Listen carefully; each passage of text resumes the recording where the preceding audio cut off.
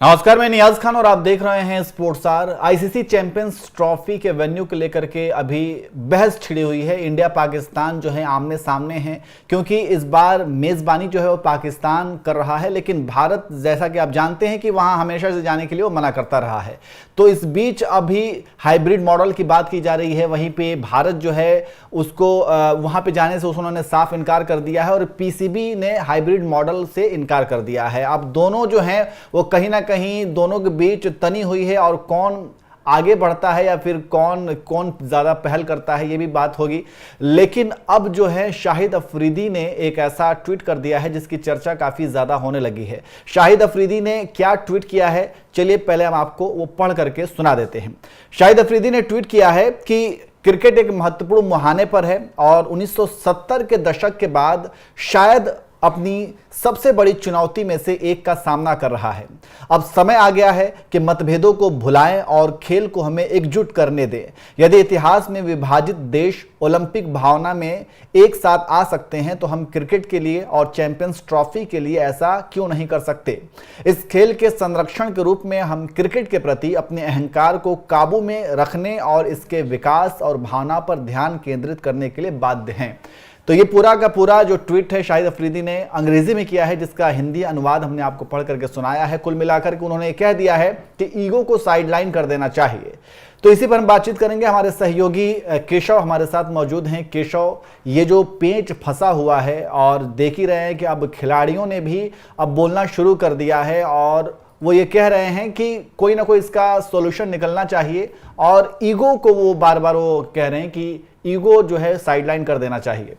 नियाज, बिल्कुल शाहिद अफरीदी पाकिस्तान के पूर्व कप्तान हैं। उन्होंने जो बातें कही हैं उस पर गौर करने वाली बातें हैं। उन्होंने ये कहा कि बीसीसीआई और इंडिया को ईगो छोड़ने की ज़रूरत है और खेल भावना की उन्होंने बात करी कि जो जिस तरीके से ओलंपिक में पुराने ज़माने में देखा गया कि आपसी मतभेद को भुला करके कई टीमें साथ खेलने के लिए आई, एक दूसरे के देश का दौरा किया।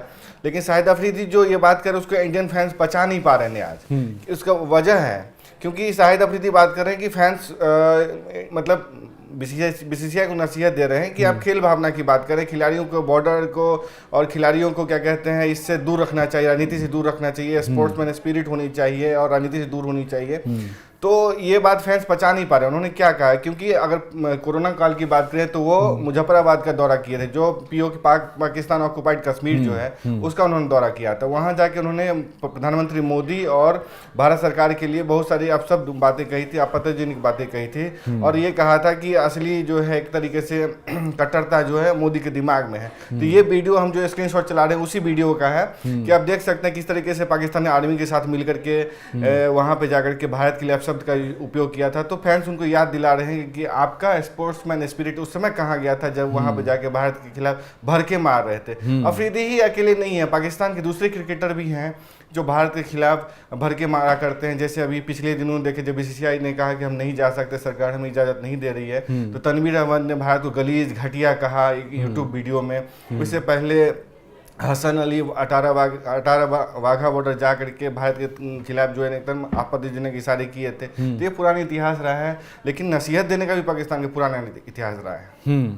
तो कुल मिलाकर के जो शाहिद अफरीदी का ट्वीट है, तो ट्वीट में कहीं ना कहीं वो डायरेक्टली तो वो नहीं कह रहे हैं, लेकिन इनडायरेक्टली वो ये कहना चाह रहे हैं कि ईगो को साइडलाइन कर देना चाहिए। और उनके कहने का सीधा मतलब है कि भारत जो है वो ईगो पे आ गया है, तो ईगो को साइडलाइन कर देना चाहिए। लेकिन शाहिद अफरीदी को लेकर के वो हमेशा से इस तरीके के बयान देते रहे हैं और कुछ खिलाड़ियों से, भारतीय जो कुछ खिलाड़ी हैं, पूर्व खिलाड़ी हैं, उनके साथ भी उनका मतभेद होता रहा है। खास करके गौतम गंभीर की हम बात करें तो गौतम गंभीर और शाहिद अफरीदी के बीच बहुत सारे मतभेद भी देखे गए हैं और बीच में बहुत ज़्यादा मामला भी चला था, उनके बीच बहस भी हुई थी। तो अब जो है चैंपियंस ट्रॉफी के वेन्यू को लेकर के जिस तरीके से बात कही जा रही है, और केशव, भारत ने तो साफ इनकार ही कर दिया है, तो क्या पीसीबी के पास कोई चारा है? भारत मतलब क्या कर सकता है पीसीबी अब? पीसीबी एक तरीके से इतना एक्सट्रीम लाइन ले चुका है। हमने कल भी बात की थी कि वो अपने देश को किस तरीके से ट्रक की बत्ती के पीछे लगा चुका है न्याज, क्योंकि उसने ऐसा एक्सट्रीम लाइन ले लिया है इमोशनल कार्ड खेल करके अपने देश को एक साथ करने के लिए, मोबिलाइज करने के लिए, जिसको पीछे नहीं हट सकता है। तमाम तरह के सिनेरियो यहाँ पे न्याज उत्पन्न होते हैं। अगर बीसीसीआई नहीं जाता है तो वहाँ ब्रॉडकास्टर इस बात के लिए नहीं मानेंगे कि वहाँ पे भारत पाकिस्तान का मैच ना हो, इस पर मानेंगे नहीं। पाकिस्तान को हाइब्रिड मॉडल पर मानना पड़ेगा। आईसीसी इस बात के लिए नहीं मानेगा कि भारत पाकिस्तान का मैच ना, क्योंकि उसने करार कर रखे हैं ब्रॉडकास्टर के से, अगर वो मैच नहीं होता है तो उसको करार का उल्लंघन होगा, फिर लीगल मामला होगा और काफी वित्तीय नुकसान होगा। तो मैच तो होना ही है, पाकिस्तान ही मेजबानी करेगा, और मेजबानी अगर पाकिस्तान में होना है, अगर भारत के मैच भी आपको खेलने हैं तो हाइब्रिड मॉडल में खेलना होगा। लेकिन शहबाज शरीफ सरकार, जो खबरें आ रही हैं कि शहबाज शरीफ सरकार ने अपने बोर्ड को सलाह दिया है कि आप बैकआउट कर जाओ, सख्त रवैया अपनाओ। अगर पाकिस्तान बैकआउट करता है, मेजबानी छोड़ देता है, तो पूरा जो चैंपियंस ट्रॉफी है वो साउथ अफ्रीका शिफ्ट हो सकता है। उसकी वजह है यूएई इसलिए नहीं हो सकता क्योंकि पूरा अगर चैंपियंस ट्रॉफी शिफ्ट करना है तो यूएई करना है, क्योंकि 2009 के बाद से साउथ अफ्रीका में कोई भी अंतर्राष्ट्रीय टूर्नामेंट नहीं हुआ था। चैंपियंस ट्रॉफी ही हुई थी साउथ अफ्रीका में 2009 में, उसके बाद कोई बड़ा टूर्नामेंट नहीं हुआ है।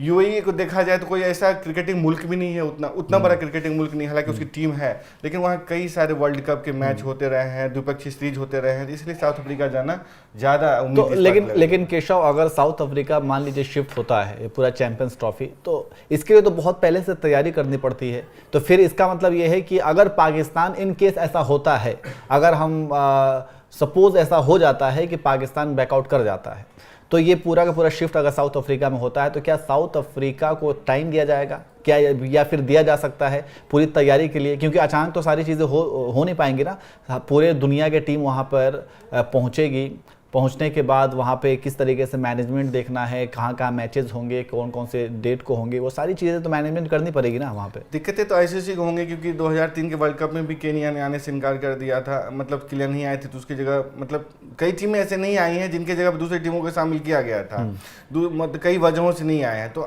मतलब आईसीसी इसके लिए तैयारी उसके पूरा रहता है, सारे कार्ड्स उस पर रखता है कि अगर ये सिनेरियो होता है तो कैसे किया जाएगा। अभी हम देख रहे हैं भारत के साथ जो है मैच हो ही रहे हैं, तो कुल मिला के स्टेडियम जो उसके तैयार है, वहाँ पे फैसिलिटी होते ही है।